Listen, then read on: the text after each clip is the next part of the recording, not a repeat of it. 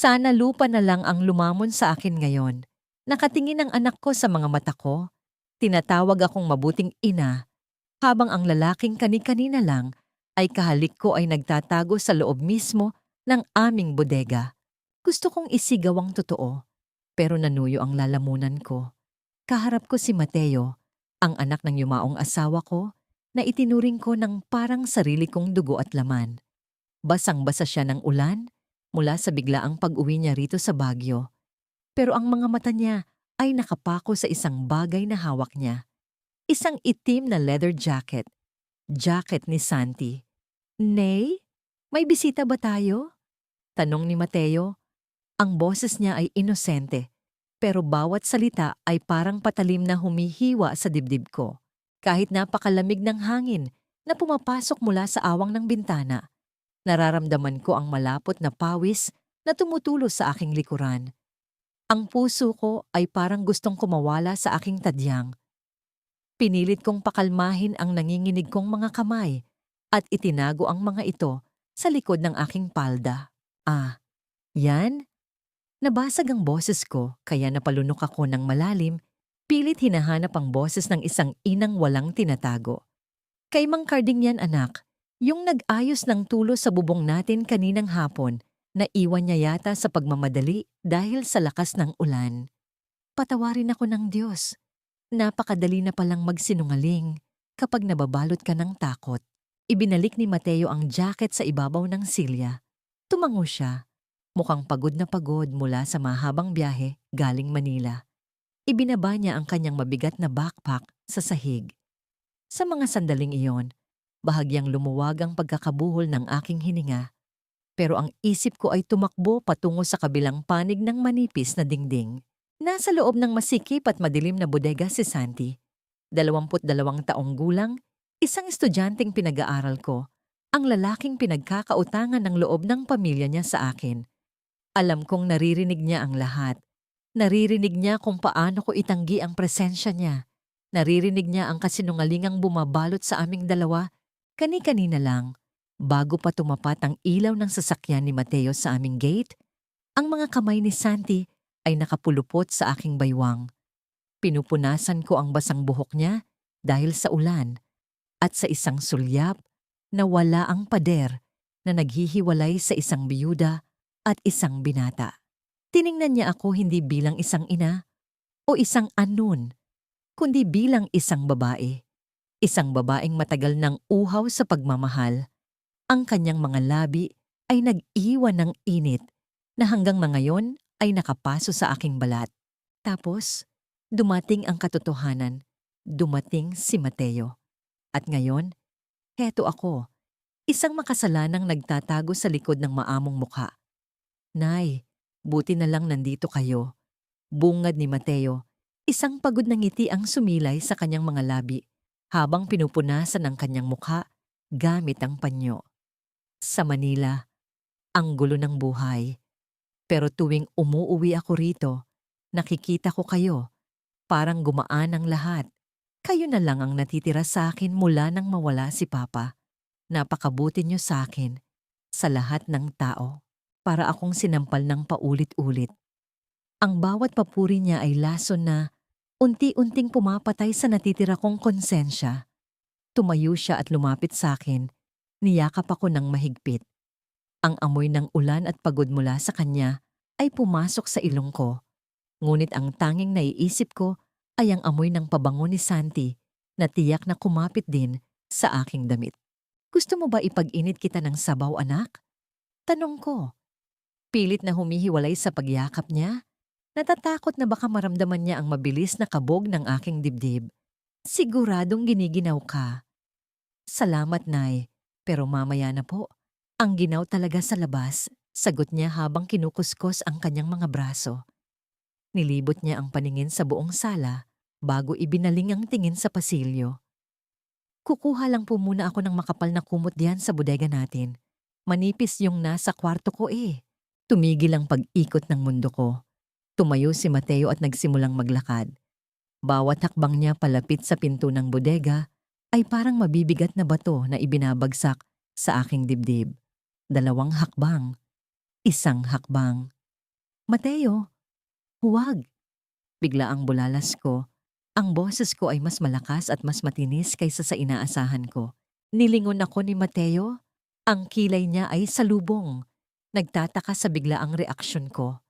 Ang kamay niya ay nakapatong na sa malamig na hawakan ng pinto ng bodega. Ang hawakan na naghihiwalay sa buong pamilya ko at sa lalaking nagturo sa akin muling magmahal. Naramdaman ko ang paglamig ng buo kong katawan hanggang sa talampakan. Nakatitig lang ako sa kamay niya.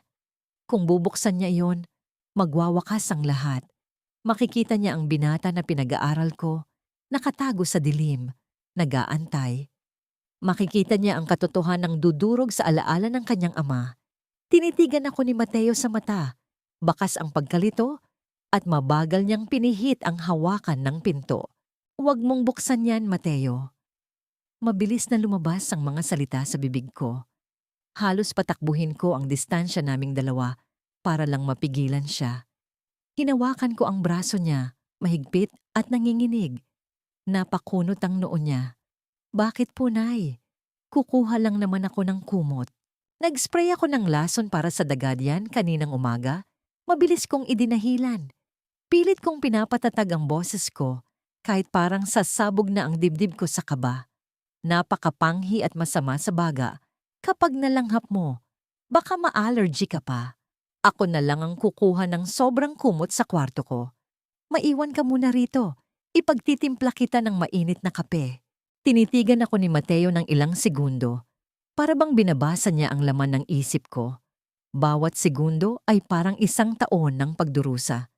Hanggang sa dahan-dahan niyang binitawan ang hawakan ng pinto at tumango. Sige po, Nay. Magbibihis na rin muna ako. Basang-basa na ako ng ulan.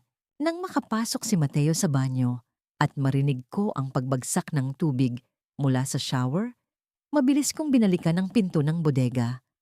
Dahan-dahan ko itong binuksan. Sa loob ng madilim at masikip na espasyo, nakita ko si Santi. Nakasiksik siya sa pagitan ng mga lumang kahon. Ang mga mata niya ay nakayuko at iniiwasan ang tingin ko. Sa sandaling yon, parang may sumaksak sa puso ko. Nakita ko ang hiya sa kanyang mukha. Isang matalino at mapagmataas na binata. Ngayon ay nagtatago na, parang isang magnanakaw sa sarili kong pamamahay. Paano ba kami umabot sa ganito? Ilang buwan lang ang nakararaan. Tanging awa at pagmamalasakit lang ang nararamdaman ko para sa kanya. Naalala ko pa ang gabing iyon. Umuulan din ng malakas nang maaksidente siya sa motorsiklo.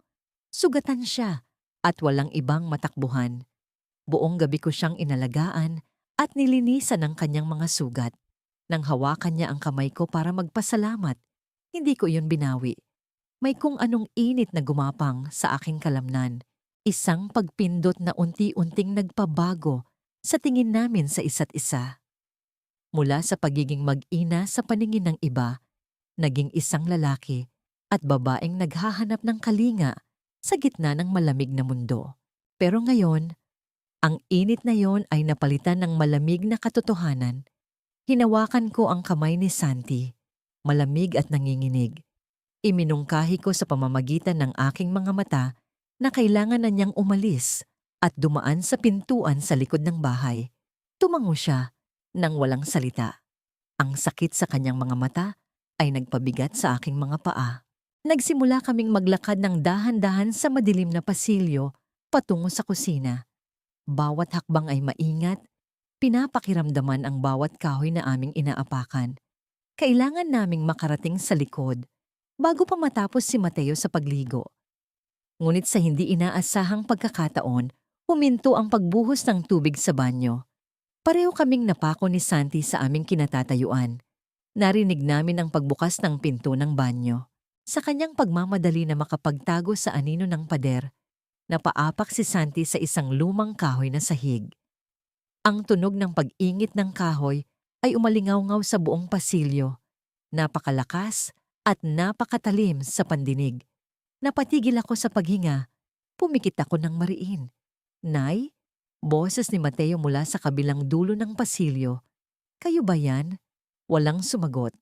Hinawakan ko ng mahigpit ang braso ni Santi at pinigilan siyang gumalaw. Narinig ko ang mga yabag ni Mateo na palapit ng palapit. Dahil madilim sa bahaging yon ng bahay, nakita ko ang pagliwanag ng ilaw mula sa flashlight ng kanyang cellphone. Ang bilog na liwanag ay nag-umpisang maglakbay sa mga pader. Hinahanap kung saan nagmula ang tunog. Palapit ng palapit ang liwanag. 1 metro na lang mula sa kinatatayuan ni Santi. Wala na siyang aatrasan. Nakasandal na ang kanyang likod sa pader at ang liwanag mula sa cellphone na ni Mateo ay dahan-dahang gumagapang patungo sa ibaba. "Nay, may kasama ba kayo dyan?" Tanong ni Mateo. Ang boses niya ngayon ay hindi na nagtatanong, kundi may halong pagdududa. At ang liwanag ay tumapat mismo sa dulo ng basang sapatos ni Santi. Bago pa maiangat ni Mateo ang kanyang paningin mula sa sapatos na nasinagan ng ilaw, mabilis akong humakbang paharap. Sinadya kong itulak gamit ang aking braso ang isang tumpok ng mga lumang lata ng pintura sa ibabaw ng istante. Ang malakas na pagbagsak at pagkalandag ng mga lata sa sementadong sahig ay sapat na para magulat si Mateo at maalis ang pagkakatutok ng ilaw. Sa tulong ng dilim at ng aking katawan na nakaharang, nakalusot si Santi palabas ng pintuan sa likod, habang kunwari ay pinapagalitan ko ang isang pusang paggalagala. Nakaligtas kami sa gabing yon, ngunit ang kaba ay tila naging permanenteng lason sa aking dugo. At ngayon, heto na naman ako, nakaupo sa hapagkainan, pilit na nilulunok ang bawat subo ng pagkain na parang mga bubog na sumusugat sa aking lalamunan. Nasa harapan ko si Rosenda, ang ina ni Santi. Nagdala siya ng mga sariwang gulay mula sa probinsya at ipinagluto kami bilang pasasalamat. Kasama rin namin ang matalikong kaibigan na si Ning at syempre si Santi.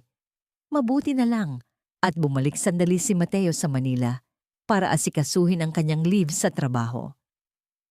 Hawak ni Rosenda ang kaliwang kamay ko sa ibabaw ng lamesa. Ang mga mata niya ay basa ng luha, puno ng tapat at inosenteng pasasalamat. "Aling Tere, hindi ko talaga alam kung paano namin kayo pasasalamatan." Basag ang boses ni Rosenda habang mahigpit na pinipiga ang kamay ko. "Kung hindi dahil sa kabutihan ninyo, baka nasa kalsada pa rin si Santi. Kayo ang naging pangalawang ina niya. Kayo ang nagbigay sa kanya ng kinabukasan." Bawat salita niya ay parang kumukulong tubig na ibinubuhos sa aking mukha. Ngumiti ako ng pilit, tango ng tango, habang ang sikmura ko ay umiikot sa matinding pandidiri-diri sa aking sarili. Ako, isang mabuting tao, isang pangalawang ina. Kung alam lang niya kung ano ang ginagawa ng pangalawang ina ng kanyang anak tuwing gabi. Habang mahigpit na nakahawak ang ina niya sa aking kamay, naramdaman ko ang paggapang ng isang mainit na balat sa aking binti sa ilalim ng mesa. Ang paa ni Santi. Dahan-dahan, sinasadya niyang idikit at ihagod ang kanyang paa sa aking binti, pataas sa laylayan ng aking palda. Nanigas ang buo kong katawan. Kumabog ng napakalakas ang dibdib ko hanggang sa parang mabibingi na ako sa sarili kong pintig. Tiningnan ko si Santi. Kalmado siyang sumusubo ng pagkain, walang bakas ng kaba sa kanyang mukha. Paano niya nagagawa ito? Nasa harap namin ang kanyang ina na lumuluha dahil sa utang na loob, habang siya ay walang pasubaling nilalandi ang babaeng tinatawag nilang tagapagligtas. Sinubukan kong iurong ang aking paa, ngunit mas diniinan niya ang pagdikit. Ang balahibo ko ay nagsitayuan. Isang nakakabaliw na halo ng takot, pagkabigla, at isang makasalanang init na gumagapang sa aking kalamnan. Gusto kong sumigaw. Gusto kong hilahin ang kamay ko mula kay Rosenda at sampalin si Santi sa harap ng kanyang ina. Pero wala akong nagawa, kundi ang maupo roon na parang tuod. "Masarap ba ang luto ni Nanay Aling Tere?" Inosenteng tanong ni Santi, nakatingin ng diretso sa aking mga mata, habang ang paa niya ay patuloy na nagpapahirap sa aking katinuan sa ilalim ng mesa. Oo, masarap. Nautal kong sagot, ramdam ang panlalamig at pamamawis ng aking mga palad. Ngunit sa pag-angat ko ng tingin, napansin ko ang matatalim na mata ni Ning. Tahimik lang siyang kumakain sa kabilang dulo ng mesa, pero ang mga mata niya ay palipat-lipat sa akin at kay Santi. Pilit niyang pinagmamasdan ang bawat reaksyon ko, ang aking panginginig, at ang hindi natural na pagkakaupo ko. Kilala ako ni Ning mula pa noong kabataan namin. Alam niya kapag may tinatago ako. Maya-maya, nahulog ang tinidor ni Ning. Gumulong ito sa sahig at pumasok sa ilalim ng mesa. Ay nahulog, mahinang sabi ni Ning. At bago pa ako makapag-react o maitulak ang binti ni Santi, dahan-dahan siyang yumuko upang damputin ito. Tumigil ang paghinga ko. Ang binti ni Santi ay nakapulupot pa rin sa aking binti sa ilalim, mismong sa tapat ng mukha ni Ning. Mabilis na iniatras ni Santi ang kanyang paa mula sa ilalim ng mesa, ngunit huli na. Pag-angat ni Ning, may hawak na siyang tinidor. Tumingin siya ng diretso sa aking mga mata. Wala siyang sinabing kahit ano, walang kahit isang salita. Ipinatong lang niya ang tinidor sa mesa at nagpatuloy sa pagkain. Pero sa mga matang yon, nabasa ko ang hatol niya. Alam niya ang nakita niya. Lumipas ang ilang araw na puno ng pag-iwas. Umiwas ako kay Ning, umiwas ako kay Rosenda, at lalong umiwas ako kay Santi. Ngunit tila may sariling plano ang tadhana. O baka ang parusa ng langit ay hindi talaga maiiwasan. Isang hapon, bumuhos ang napakalakas na ulan sa Baguio. Ang malamig na hangin ay nanunuot hanggang buto. Mag-isa ako sa bahay. Nasa Manila pa rin si Mateo at kararating ko lang mula sa tindahan ng mga bulaklak. Kasabay ng malakas na ulan ay ang pagtagas ng tubig mula sa butas na bubong sa aming kusina. Pinupunasan ko ang sahig nang makarinig ako ng sunod-sunod na katok sa pinto. Nang buksan ko ito, bumungad sa akin si Santi. Basang-basa siya ng ulan, nanginginig ang mga balikat at may hawak na mga gamit pang ayos. Anong ginagawa mo rito, Santi? Ang lakas-lakas ng ulan, pilit kong nilalakasan ang boses ko para mangibabaw sa ingay ng bagyo. Sabi po ni Nanay, may tumutulo raw sa kusina ninyo. Mabilis niyang sagot habang pumapasok sa loob nang hindi man lang nag-aantay ng imbitasyon ko. Hindi ko po pwedeng hayaan lang na mag-isa kayong nag-ayos nito. Umuwi ka na. Ako na ang bahala rito. Mababasa ka lang lalo at baka magkasakit ka pa. Pagtataboy ko sa kanya. Kumuha ako ng malinis na tuwalya at inabot sa kanya. Punasan mo yan at umalis ka na. Hindi niya kinuha ang tuwalya. Sa halip, tinitigan niya ako. Ang kanyang mga mata ay madilim, may halong galit at lungkot na hindi ko madalas makita. Bakit ba palagi mo na lang akong itinataboy? Tanong niya. Ang boses niya ay halos kasing lakas ng ulan sa labas. Simula pa noong isang gabi sa hapunan, hindi mo na sinasagot ang mga tawag ko. Bakit, Tere? Kinilabutan ako. Hindi niya ako tinawag na Aling Tere. Walang galang, walang distansya. Santi, ano ba yang sinasabi mo? Ina mo ako sa paningin ng maraming tao, lalo na ng nanay mo. Galit kong isinagot, pilit itinatayo ang pader na matagal na naming sinira. Huwag kang lumampas sa linya. Linya? Isang mapait na tawa ang lumabas sa mga labi niya. Linya na matagal na nating binura? Huwag mong sabihin sa akin na wala itong ibig sabihin.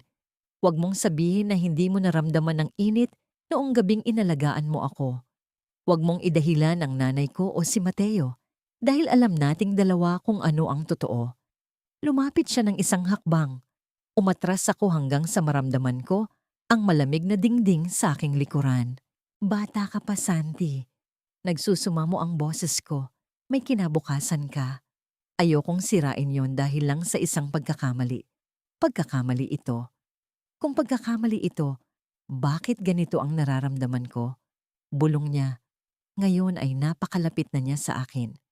Amoy na amoy ko ang ulan sa kanyang damit at ang init ng kanyang hininga. Kung pagkakamali ito, bakit ikaw lang ang gusto kong makasama? Tere, hindi kita ina. At hindi ko kailanman naramdaman na anak mo ako. Babae kita. Bago pa ako makasagot, naramdaman ko ang kanyang mga kamay na humaplos sa aking pisngi.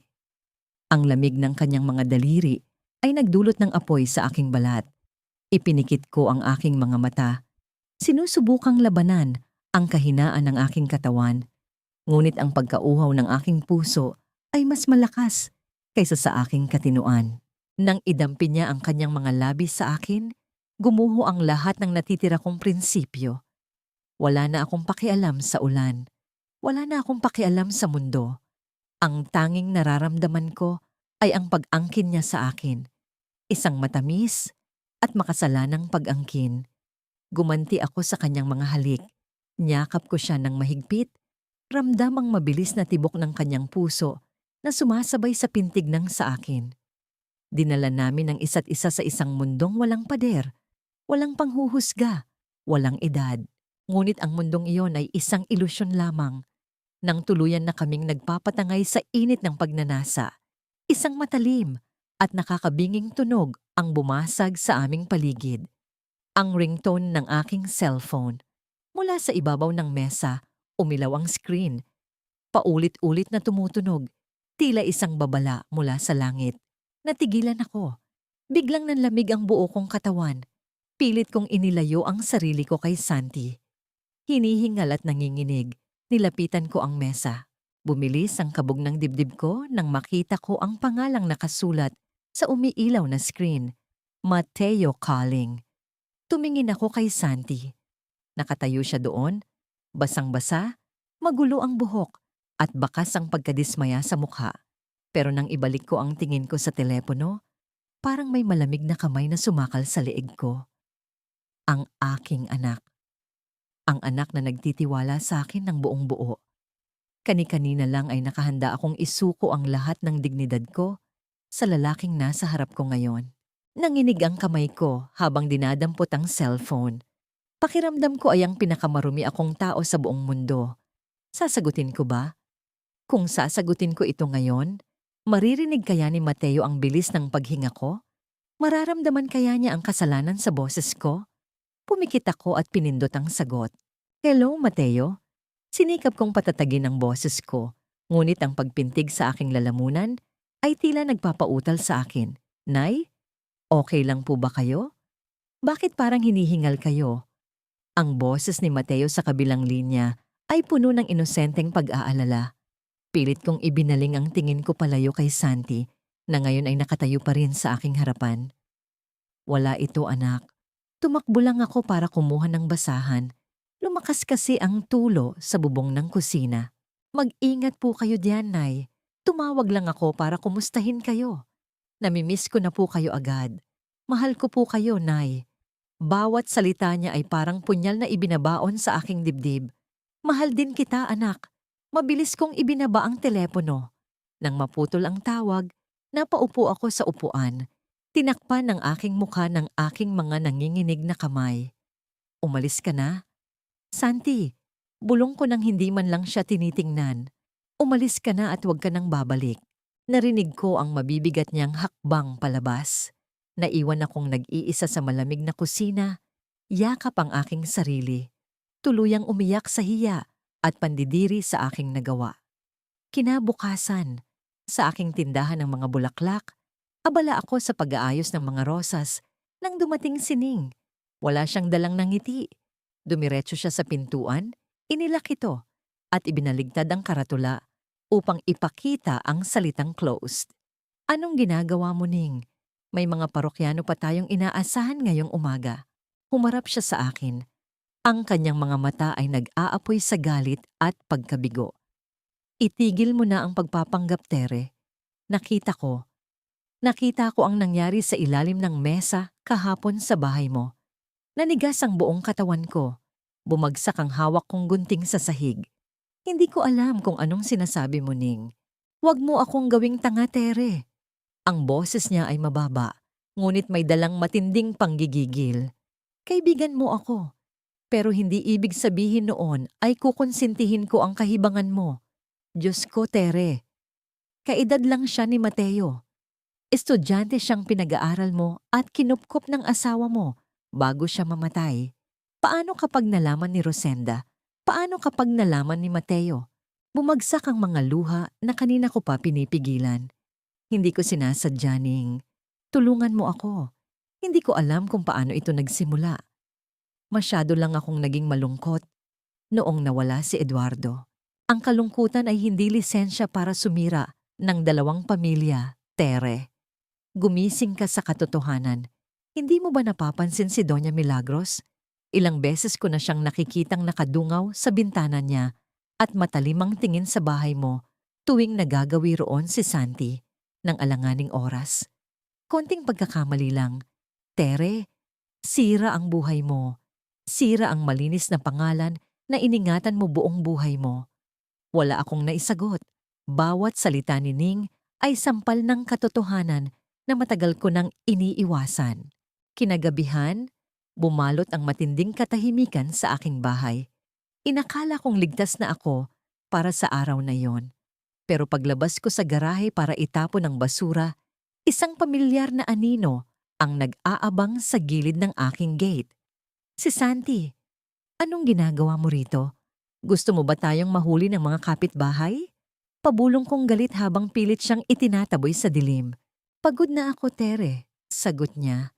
Ang mga mata niya ay nagmamakaawa sa ilalim ng malamig na liwanag ng buwan. Pagod na akong magtago. Pagod na akong umaktong wala tayong kinalaman sa isa't isa tuwing may ibang tao. Gusto ko nang sabihin sa kanila ang totoo. Kay nanay, kay Mateo. Handa akong magtrabaho ng doble. Handa akong ipagtanggol ka. Nabaliw ka na ba? Hinawakan ko ng mahigpit ang magkabilang braso niya. Nanginginig ang buo kong katawan sa takot. Hinding-hindi nila tayo maiintindihan. Pandidirihan nila tayo. Sisirain mo ang kinabukasan mo at ang reputasyon ko. Wala akong pakialam sa sasabihin nila. Lumapit siya ng mabilis at bigla akong niyakap ng mahigpit. Ikinulong niya ako sa kanyang mga braso. Bitiwan mo ako, Santi. May makakakita sa atin? Parang awa mo na. Pag pumiglas ko, ang puso ko ay muling nag-uunahan sa kaba. Ngunit sa gitna ng aming pagtatalo at pagyakap niya sa akin sa madilim na bahagi ng aming balkonahe, kung saan inakala kong ligtas at nakatago kami, nangyari ang aking pinakakinatatakutan. Isang matalim at nakakabulag na liwanag ang biglang kumislap mula sa kadiliman. Napahinto kaming dalawa. Parang yelong idinikit sa aking gulugod ang matinding takot na naramdaman ko. Nagmula ang liwanag na yon sa ikalawang palapag ng katabing bahay. Ang bintana ni Doña Milagros. Isang flash ng kamera sa gitna ng gabi. Huli na kami. Ilang linggo na ang lumipas mula nang makita ko ang kislap ng kamera na yon sa kalagitnaan ng gabi. Ngunit pakiramdam ko ay hanggang ngayon ay nakatutok pa rin sa akin ang lente ng buong mundo. Hindi ako makatulog. Bawat pagdaan ng sasakyan, bawat anino sa labas ng aking bintana, at bawat mahinang bulong ng mga nagdaraang kapitbahay ay nagpapabilis ng tibok ng puso ko. Unti-unti akong kinakain ng sarili kong takot. Ngayon ang araw ng pagtatapos ni Santi sa kolehiyo. Hindi ako pumunta. Nanatili akong nakakulong sa loob ng aking kwarto, nakatingin sa kisame, habang pilit na pinipigilan ang pag-agos ng aking mga luha. Ako ang nagbayad ng kanyang matrikula. Ako ang naging sandalan niya. Pero sa pinakamahalagang araw ng buhay niya, nagtatago ako na parang isang kriminal. Pagsapit ng dilim, habang tahimik na bumubuhos ang manipis na ulan ng bagyo, narinig ko ang pagbukas ng pinto ng aking sala.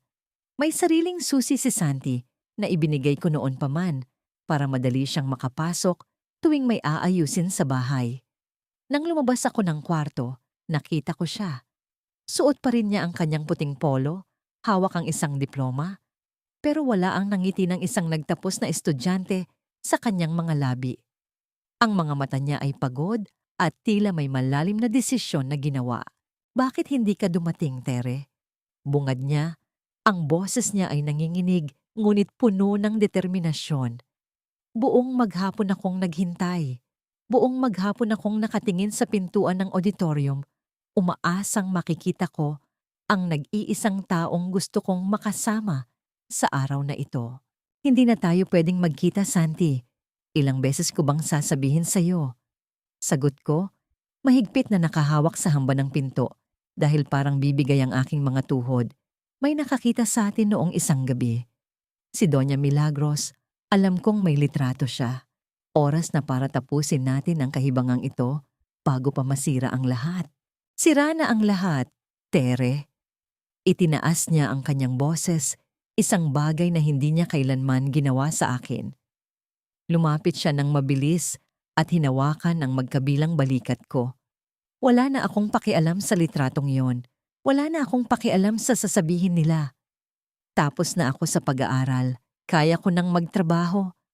Kaya nakitang buhayin. Binitawan niya ako sandali at may dinukot mula sa bulsa ng kanyang pantalon. 2 pirasong papel na nagpakaba sa akin ng husto. Bus tickets. Aalis tayo mamayang madaling araw. Sabi niya, nakatitig ng diretso sa aking mga mata.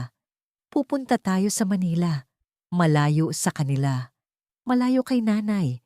Malayo kay Mateo. Wala nang huhusga sa atin doon. Magsisimula tayo ng bago. Tinitigan ko ang mga tiket na hawak niya. Parang umiikot ang paligid ko. Ang lalaking nasa harap ko ay handang itapon ang lahat ng sakripisyo ng kanyang ina. Handang talikuran ng kanyang pamilya dahil lang sa akin. Isang matandang biyuda na walang ibang ginawa kundi ang sirain ang kanyang buhay. Nabaliw ka na ba talaga, Santi?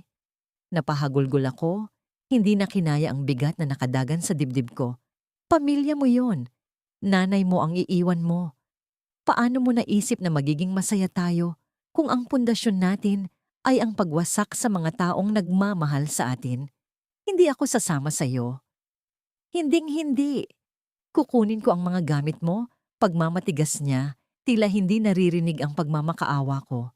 Hindi ako alis sa bahay na ito nang hindi ka kasama.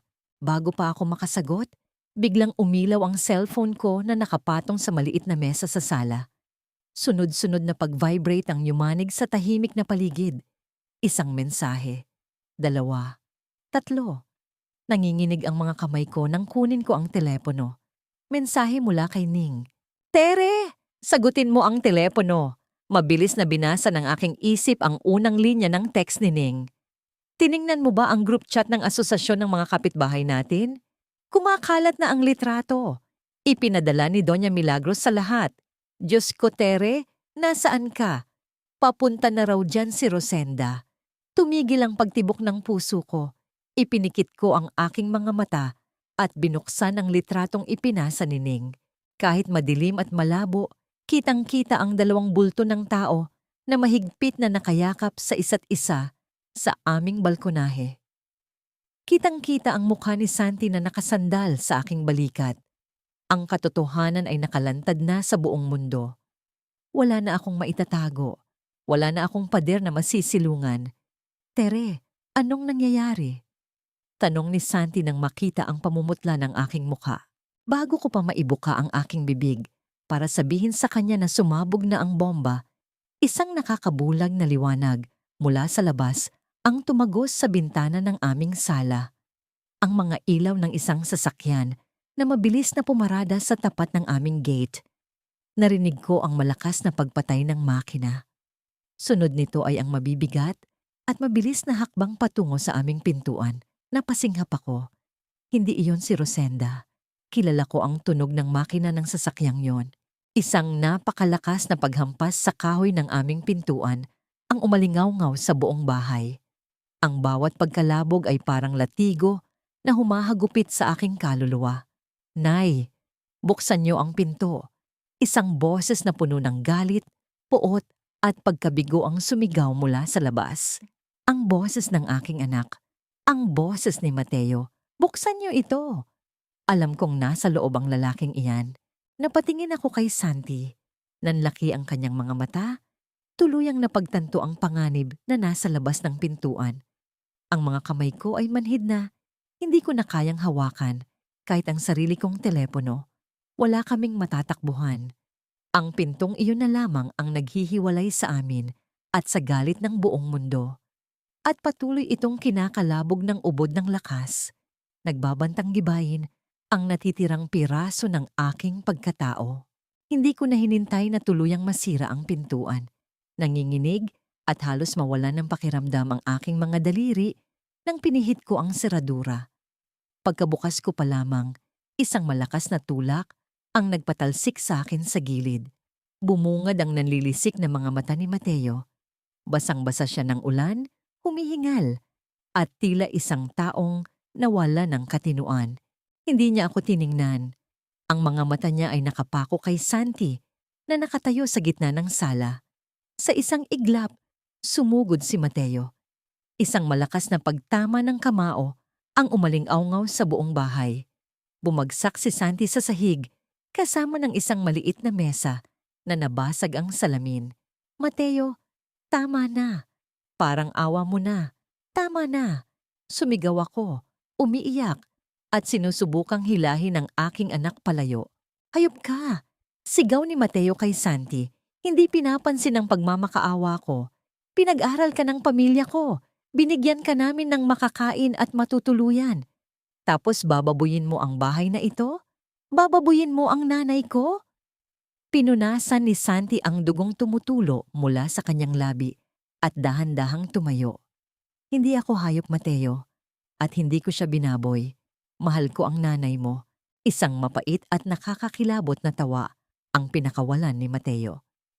Mahal, nababaliw ka na ba? Kaedad mo lang ako. Asawa siya ng tatay ko. Isa kang linta na walang utang na loob. Akmang susuntukin muli ni Mateo si Santi nang humarang ako sa gitna nila. Niyakap ko si Mateo. Pilit siyang pinipigilan. Ako ang may kasalanan, Mateo. Ako ang matanda. Ako ang dapat na nag-isip. Ako ang nagkamali. Patawarin mo ako, anak. Dahan-dahang inalis ni Mateo ang mga braso ko mula sa kanyang katawan. Tinitigan niya ako, at sa mga matang yon, nakita ko ang tuluyang pagkawasak ng pagmamahal at respeto na iningatan ko ng 20 taon. Huwag mo akong tawaging anak. Pandiriri ang bumalot sa kanyang boses. Nakakadiri kayo. Pareho kayong nakakadiri. Pinatay mo na rin pati ang alaala ni Papa. Bago pa ako makasagot, isang pamilyar at basag na boses ang narinig namin mula sa nakabukas na pintuan. Totoo ba, Aling Tere? Napalingon kaming lahat. Nakatayo sa may hamba ng pinto si Rosenda. Ang damit niya ay basang-basa sa ulan at ang kanyang mukha ay namumutla habang hawak-hawak ang kanyang cellphone kung saan nakabukas ang litratong ipinadala ni Doña Milagros. Ang kanyang mga mata ay nanlalaki, puno ng matinding sakit at hindi makapaniwalang pagkabigo. Nanay, mahinang sambit ni Santi, nagmamadaling lumapit sa kanyang ina. Huwag mo akong lalapitan. Umatras si Rosenda, umiiyak ng napakalakas. Totoo ba ang nasa litratong ito, Santi? Sabihin mo sa akin na hindi totoo. Sabihin mo sa akin na kasinungalingan lang ang lahat ng sinasabi ng mga kapitbahay natin. Yumuko si Santi at hindi nakasagot. Ang pananahimik niya ay isang kumpirmasyon na nagpasigaw kay Rosenda sa matinding kirot. Bumagsak ang aking mga tuhod sa sahig. Lumapit ako kay Rosenda, umiiyak, nagmamakaawa. Patawarin mo ako, Rosenda. Patawarin mo ako. Nabulag ako. Hindi ko sinasadya. Tiningala kita. Ang boses ni Rosenda ay umaalingaw-ngaw, punong-puno ng hinanakit. Sinasamba kita, Aling Tere. Araw-araw akong nagpapasalamat sa Diyos dahil ipinadala ka niya upang sagipin ang pamilya namin mula sa kahirapan. Ina ang turing ko sa iyo para sa anak ko. Ina! Tapos ano ito? Lalandiin mo ang anak ko? Gagawin mong panandali ang aliw ang batang pinag-aaral mo? Wala akong nagawa kundi ang umiyak at tanggapin ang lahat ng masasakit na salita. Bawat bigkas niya ay katotohanang matagal ko nang tinatakasan. Ang dumi-dumi mo, Aling Tere. Ang dumi-dumi niyong dalawa. Patuloy ni Rosenda habang walang patid ang pag-agos ng kanyang mga luha. Mula ngayon, kalimutan niyo na may utang na loob kami sa inyo. Ibabalik ko ang bawat sentimo na ibinayad mo sa matrikula niya kahit magkandakuba ako sa paglalabada. Tara na, Santi. Umalis na tayo sa isinumpang bahay na ito. Hindi po ako aalis, nanay. Matigas na sagot ni Santi. Hindi ko iiwan si Tere. Paninindigan ko siya. Isang malakas na sampalang dumapo sa mukha ni Santi. Dumagundong ang tunog niyon sa buong sala. Kung hindi ka sasama sa akin, kalimutan mo nang may nanay ka. Kalimutan mo na ang buong pamilya natin. Humihikbing banta ni Rosenda bago tuluyang tumalikod at tumakbo palabas sa ilalim ng malakas na ulan. Nanay! Sigaw ni Santi, ngunit hindi na lumingon si Rosenda. Sa kabilang dulo ng sala, kinuha ni Mateo ang kanyang basang jacket. Tiningnan niya ako ng huling beses. Wala nang bakas ng galit sa kanyang mukha, tanging isang nakakabinging lamig. Aayusin ko ang mga papeles ng bahay na ito. Ibebenta natin ang kalahati na pagmamay-ari ni Papa. Ayoko nang may koneksyon pa sa iyo, Tere. Magpakasaya kayo sa impyernong ginawa ninyo. Tuluyan nang umalis si Mateo. Naiwan kaming dalawa ni Santi sa gitna ng basag na salamin at gumuhong mundo. Lumapit siya sa akin at sinubukang itayo ako mula sa pagkalugmok. Tere, nandito pa rin ako. Tayong dalawa na lang. Aayusin natin ito. Bulong niya. Umiiyak habang yakap ako. Itinulak ko siya palayo gamit ang lahat ng natitira kong lakas. Tingnan mo ang paligid natin, Santi. Tingnan mo ang ginawa natin. Ang boses ko ay paos na sa pag-iyak. Nawalan ako ng anak. Nawalan ka ng ina. Ito ba ang tinatawag mong pag-ibig? Isang pag-ibig na pumapatay sa lahat ng taong nagmamahal sa atin. Tere, huwag mong sabihin yan. Umalis ka na.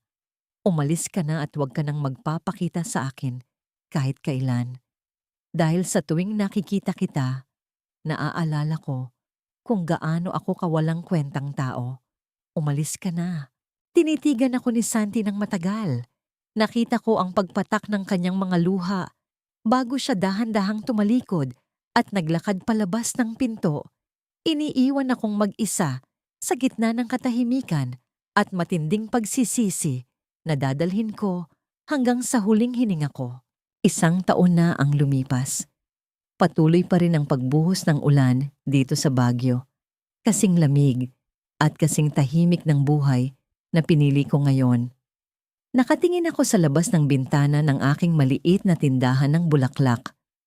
Wala na ang malaking bahay sa burol. Ibinenta na ni Mateo ang kalahati nito. At mula noon, ni minsan ay hindi na niya ako tinawagan. Ang huling balita ko, nasa ibang bansa na siya. Pilit na kinakalimutan ang inang sumira sa alaala ng kanyang pamilya. Umalis na rin si Rosenda sa aming lugar. Bumalik sila sa probinsya at hindi na nagpakita pa. Ang tanging nag-uugnay na lamang sa akin sa nakaraan ay sining. Matapos ang ilang buwang pananahimik at pag-iwas, nanaig pa rin ang aming pagkakaibigan.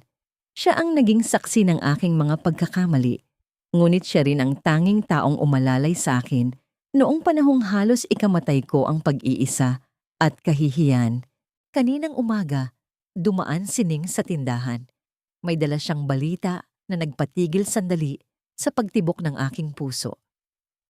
Nakita ko ang litrato ni Santi sa internet. Sabi niya habang humihigop ng mainit na kape. Isa na siyang ganap na inhinyero sa isang malaking kumpanya sa Manila. Maayos na raw ang buhay niya. Nagpapadala na rin daw siya ng sustento kay Rosenda buwan-buwan. Isang tipid na ngiti ang isinukli ko kay Ning. Hindi ko maiwasang makaramdam ng ginhawa. Ngunit may kasama itong kurot ng pangungulila at pait. Naging maayos ang buhay niya at yun naman talaga ang palagi kong ipinagdarasal.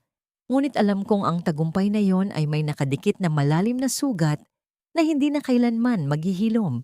Madalas kong balikan ang mga nangyari noong gabing yon. Kung naging mas matatag lang sana ako.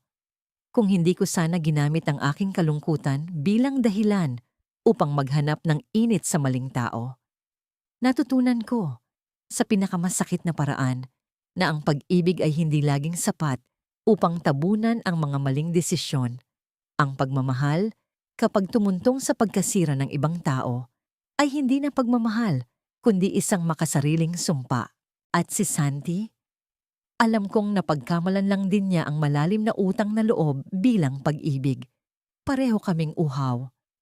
Ako, uhaw sa atensyon ng isang lalaking magpaparamdam sa akin na buhay pa ako bilang isang babae.